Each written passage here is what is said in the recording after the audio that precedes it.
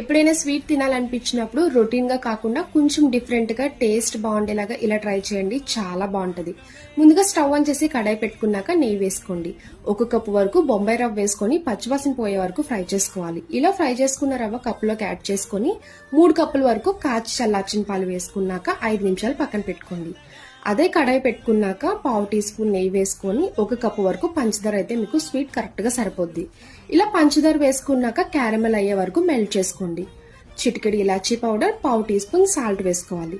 ఇప్పుడు పాల్లో నానబెట్టుకున్న రవ్వ మొత్తం వేసుకొని పాన్ కి స్టిక్ కాకుండా దగ్గరికి కుక్ చేసుకోండి. ఇలా స్వీట్ రెడీ చేస్తున్నప్పుడే 1 స్పూన్ నెయ్యి వేసుకోవాలి. ఇలా రెడీ చేసుకున్నాక ఒక బౌల్ తీసుకొని కట్ చేసుకున్న డ్రై ఫ్రూట్స్ వేసుకున్నాక రెడీ చేసుకున్న స్వీట్ వేసుకోవడమే. చూసారు కదండి, చాలా సింపుల్ గా ఉంటది. నోట్లో పెట్టుకుంటే ఇట్టే కరిగిపోద్ది, చాలా బాగుంటుంది. తప్పకుండా ట్రై చేయండి. నచ్చితే లైక్ చేసి ఫాలో చేయండి. Bye friends.